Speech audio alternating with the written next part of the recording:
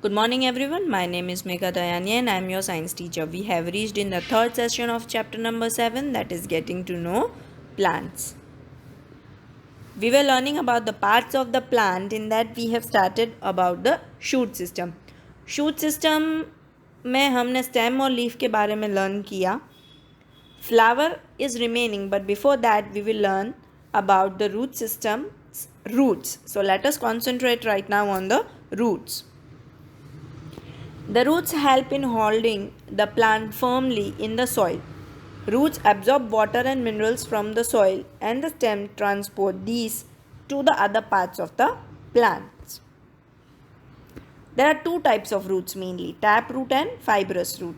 In this type of root system, that is in the taproot type of system, there is one prominent and long main root and a bunch of smaller lateral side roots that grow from this main root.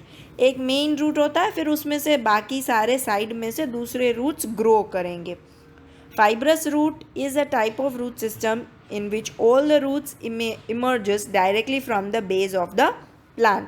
इसमें हर एक root base में से ही बाहर आएगा, main root नहीं होता इसमें.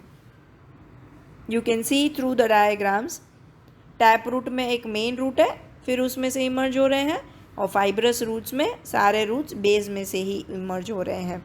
अभी सपोज मुझे पता करना है कि कौन से प्लांट का कौन सा रूट है, टैप रूट है कि फाइब्रस रूट है, तो क्या मैं हर एक प्लांट को ज़मीन में से उखाड़ के चेक करूँगी?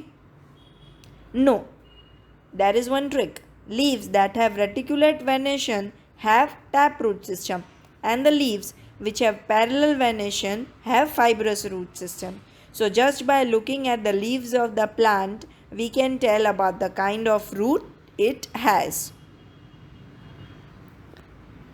Take two plants, or you can see in the pot A there is one plant which has roots, और दूसरे पोर्ट में हमने रूट को हटा दिया है, फिर प्लांट को स्टेम के थ्रू सॉइल के अंदर रखा है.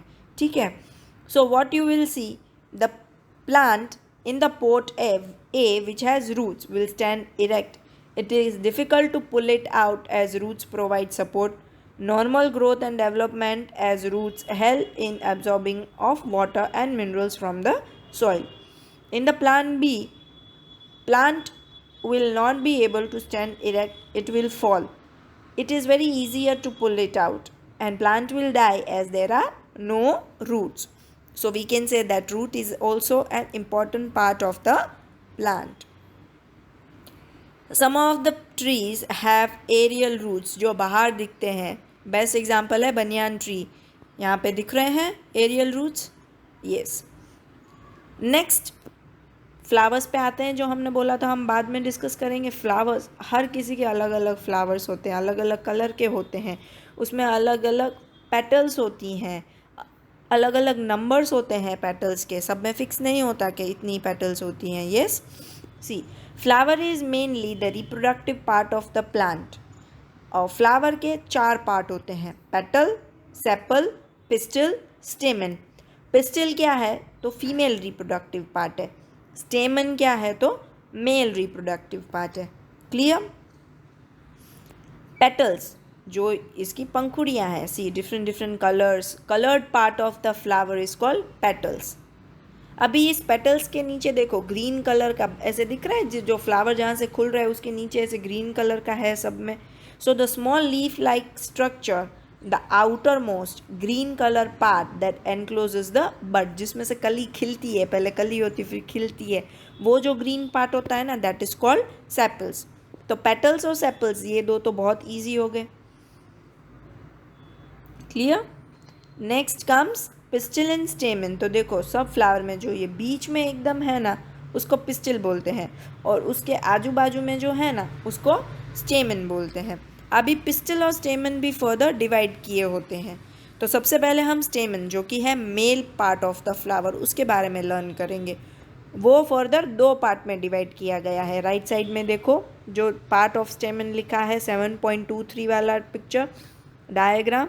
जो ऊपर वाला पार्ट होता है उसको बोलते हैं एंथर, और नीचे जो लंबी स्टिक जैसा होता है उसको बोलते हैं फिलामेंट. ओके. सो जो एंथर होता है ना उसमें पॉलन्स होते हैं, पॉलन ग्रेन्स होते हैं. स्टेमन समझ में आ गया.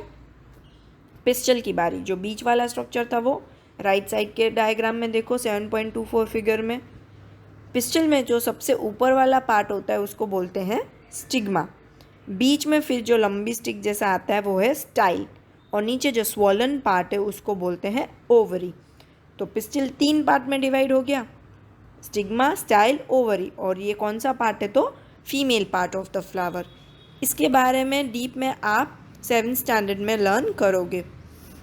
अभी ओवरी जो है उसको मैं कट करती हूँ, देखो ब्लेड लेके छोटा सा पार्ट उसको कट करेंगे तो अंदर हमें ऐसे ओव्यूल्स दिखेंगे एग के जैसा, ठीक है। So that is the internal structure of ovary. Ovary के अंदर क्या होता है तो ovules. Ovary is the lower most swollen part of the pistol and ovules are the small bead-like structure inside the ovary. This is the diagram of the part of the flower. ये आपको draw करना है, learn करना है, अच्छे से label भी करना है। If possible, I will definitely make a video and show you how to draw it. पर ये बिल्कुल easy है, आपने बहुत बार सीखा भी होगा, but still we will do it. कौन से पार्ट यहाँ पे हमें मेंशन करने हैं तो पेटल्स, सेपल्स, ये दो तो करोगे। फिर पिस्टल और स्टेमन। पिस्टल और स्टेमन जो है वो एक एक साइड पे दिखाने हैं। स्टेमन देखो राइट साइड पे दिखाया है जो कि है मेल पार्ट, और फीमेल पार्ट पिस्टल उसके सारे पार्ट्स लेफ्ट में दिखाए हैं। ओके, ओव्यूल्स भी दिखाए हैं ओवरी के अंदर। So these are all parts of a flower. That's it, how to draw the diagram and in detail about how pollination will take place we will learn in the next session. That's it for today. Thank you so much. Eat well, learn well, study well, stay safe, stay happy, stay healthy.